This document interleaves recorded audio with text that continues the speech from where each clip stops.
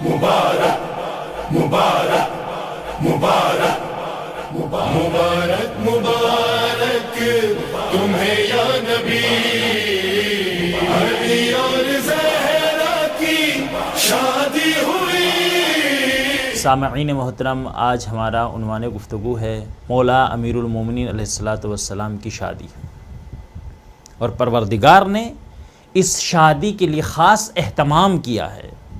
سب سے پہلے رضوان جنت کو حکم دیا کہ جنت کو خوب سجایا جائے۔ حکم پروردگار سے جنت کو سجایا گیا، تمام ملائکہ نے بہترین لباس زیبتن کیے، غلمان سنورنے لگے، حوران جنت سجنے لگیں، جنت کے تمام گوشے مشک و عنبر سے معطر کیے جا رہے ہیں، علی و فاطمہ کے صدقے میں لولو و مرجان لٹائے جا رہے ہیں، ہر طرف خوشی کا ماحول ہے۔ اسی اثنا میں آواز مشیت آئی۔ علامہ مجلسی علیہ الرحمہ بحار الانوار میں تحریر فرماتے ہیں کہ ادھر خوشی کا ماحول تھا، ادھر آواز پروردگار آئی، اور راحیل نامی فرشتے کو حکم ہوا کہ خطبہ نکاح پڑھے۔ راحیل نامی یہ فرشتہ تمام فرشتوں میں سب سے فصیح و بلیغ فرشتہ تھا، اس سے زیادہ کوئی فصیح و بلیغ نہ تھا۔ اس فرشتے نے حکم خدا سے امیر المومنین کے نکاح کا خطبہ پڑھا، اور ایسا فصیح و بلیغ خطبہ پڑھا کہ عرش کے رہنے والوں نے اس سے پہلے ایسا فصیح و بلیغ خطبہ کبھی نہ سنا تھا۔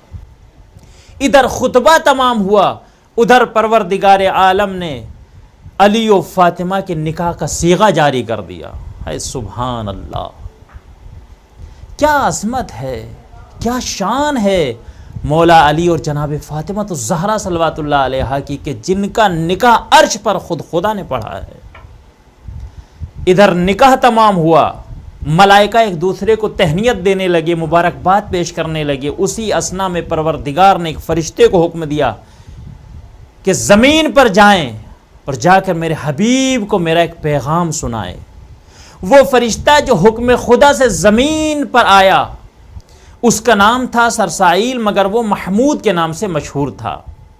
یہ فرشتہ بڑا عظیم فرشتہ تھا اور بڑا عجیب الخلقت بھی تھا۔ علامہ مجلسی علیہ الرحمہ نے بحار الانوار میں بھی اس روایت کو نقل کیا ہے۔ راوی کہتا ہے کہ جو فرشتہ پیغمبر اسلام کی خدمت میں آیا بڑا عجیب الخلقت تھا۔ وَلَهُ، اب روایت چونکہ کافی طویل ہے تو میں اس کے 2-3 فقرے آپ کی سماعتوں کے حوالے کرتا ہوں۔ وَلَهُ 20 رأساً، ایسا فرشتہ تھا کہ جس کے 20 سر تھے۔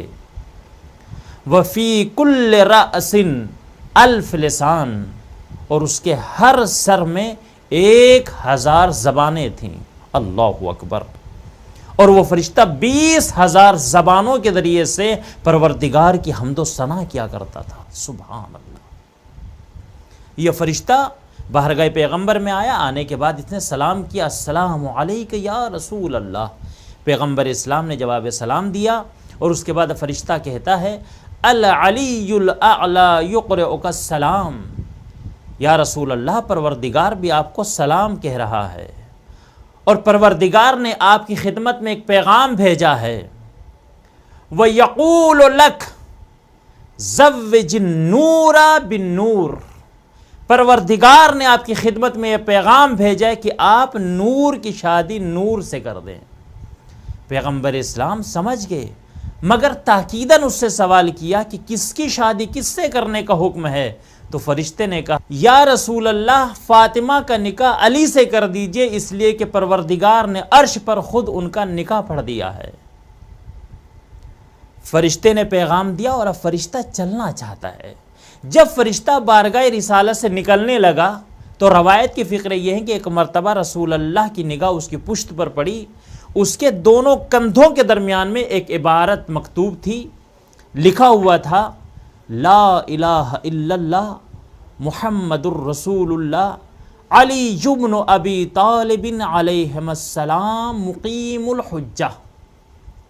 جیسے ہی پیغمبر اسلام نے اس عبارت کو دیکھا، فوراً کہا سرسائیل ذرا ٹھہریں۔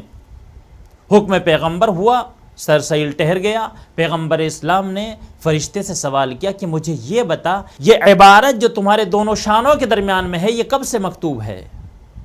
تو فرشتے نے کہا یا رسول اللہ، اس دنیا کی تخلیق سے 12,000 سال پہلے پروردگار نے میرے شانوں کے درمیان میں اس عبارت کو تحریر کیا تھا. سبحان اللہ، کیا عظمت ہے ان ہستیوں کی.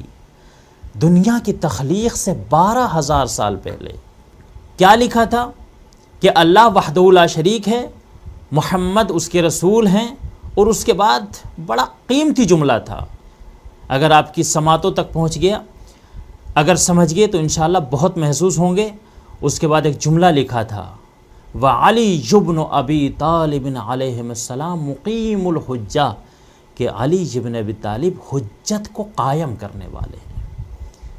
کیا عظمت ہے، کیا شان ہے، کیا مرتبہ ہے ان ہستیوں کا کہ دنیا کی تخلیق سے 12,000 سال پہلے فرشتوں کے شانوں کے درمیان میں اتنا عظیم جملہ لکھا ہوا تھا کہ علی حجت کو قائم کرنے والے ہیں.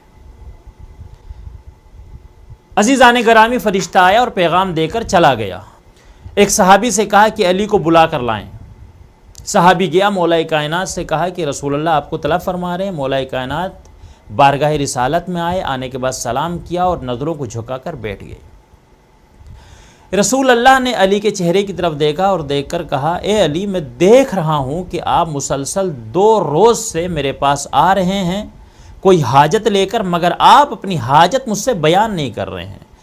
علی، اگر کوئی دل میں خواہش ہے تو اس کو ظاہر کرے. جیسے اجازت ملی تو مولا کائنات علیہ السلام کے لبوں کو جنبش ہوئی اور مولا کائنات نے شہزادی کونین کے رشتے کی خواہش کی. ادھر مولا کائنات کے لبوں سے یہ جملے نکلے، خوشی کی وجہ سے رسول اللہ کا چہرہ کھل اٹھا اور مسکرا کر کہا علی، یہی خوشخبری دینے کے لیے تو میں نے آپ کو یہاں پر بلایا ہے. آپ کو مبارک ہو کہ خدا نے فاطمہ کے ساتھ آپ کا نکاح عرش پر پڑھ دیا ہے اور مجھے حکم دیا ہے کہ زمین کے اوپر میں شادی کی تقریب منعقد کروں. لہٰذا آپ جائیے اور جا کر جو شادی کے اخراجات ہیں ان کا انتظام کیجیے. مولا کائنات نے دست ادب جوڑ کر عرض کی یا رسول اللہ، میرے پاس تو کچھ بھی نہیں ہے، صرف ایک تلوار ہے، ایک گھوڑا ہے اور ایک زرہ ہے. تو رسول اللہ نے کہا اے علی، تلوار اور گھوڑا 2 ایسی چیزیں ہیں جن کی آپ کو ضرورت ہے، لیکن زرہ ایسی ہے کہ جس کی آپ کو ضرورت نہیں ہے، لہٰذا آپ اس کو بیچ دیجئے، چونکہ آپ شیر خدا ہیں اور شیروں کو زرہ کی ضرورت نہیں ہوتی ہے. سبحان اللہ. مولا کائنات نے زرہ خدمت رسول میں پیش کی. رسول اللہ نے سلمان کو بلایا اور کہا جائیں اور جانے کے بعد اس سے شادی کے اخراجات کا اہتمام کریں. جناب سلمان جو شادی کی ضروریات تھیں ان کو لے کر آئے اور اس کے بعد پیغمبر اسلام اپنی بیٹی حضرت فاطمہ الزہرا صلوات اللہ علیہ کے حجرے میں پہنچے اور جانے کے بعد ان کو پورا قصہ بیان کیا. اب یہ کیسے ممکن ہو سکتا تھا کہ شہزادی منع کر دے تھی؟ اس لیے کہ جو راضیہ ہو، جو مرضیہ ہو، جس کی مرضی خدا کی مرضی ہو، اس سے کیسے ممکن تھا کہ وہ حکم خدا کو ٹال دیتی؟ شہزادی نے اپنی رضا کا اظہار کیا. پیغمبر اسلام نے مومنین کے مجمع کو بلایا اور مومنین کے مجمع میں رسول اللہ نے علی و فاطمہ کا عقد پڑھا اور اس کے بعد مختصر جہیز دے کر اپنی بیٹی کی رخصتی کی تیاریاں کی. عزیزان گرامی، رخصتی کا منظر بہت پیارا اور بہت خوبصورت ہے. مورخین نے لکھا کہ جب شہزادی کونین کی سواری ان کے بابا کے گھر سے ان کے شوہر کے گھر کی طرف چلنے لگی تو منظر اتنا پیارا تھا کہ شہزادی ناقے پر سوار تھی اور ناقے کی مہار کو جناب سلمان نے پکڑا ہوا تھا اور سواری کے آگے آگے رسول اللہ خرامہ خرامہ چل رہے تھے. سبحان اللہ. ناقے کی داہنی طرف جناب جبرائیل تھے اور بائیں طرف جناب میکائیل، اور بنی ہاشم کے تمام جوانوں نے اپنی تلواریں نیاموں سے نکالی ہوئی تھی اور حفاظت کے لیے وہ سواری کے ساتھ ساتھ چل رہے تھے. اور اس کے بعد مورخین لکھتے ہیں کہ 70,000 ملائکہ تھے کہ جو ناقے کے پیچھے پیچھے چل رہے تھے اور ان کی زبان پر حمد الہی جاری تھی. لا الہ الا اللہ اور نعرہ تکبیر کی صداؤں سے پورے مدینے کی فضائیں گونج رہی تھی، اور اس اہتمام کے ساتھ، اس شان و شوکت کے ساتھ شہزادی کونین مولائے کائنات کے گھر تشریف لائیں۔ کتنی مبارک شادی ہے مولا علی اور جناب زہرا صلوات اللہ علیہا کی۔ اسی مبارک شادی کے صدقے میں ہم بارگاہ پروردگار میں ہاتھوں کو اٹھا کر دعا کرتے ہیں کہ پروردگار تجھے واسطہ ہے اس مبارک شادی کا کہ ہماری قوم کے جوان لڑکے اور لڑکیاں جو ابھی تک شادی کے مسائل میں الجھے ہوئے ہیں، پروردگار سب کی مشکلات کو دور فرما اور سب کے لیے بہترین رشتے کا اہتمام فرما۔ اللہم صلی علی محمد و آل محمد۔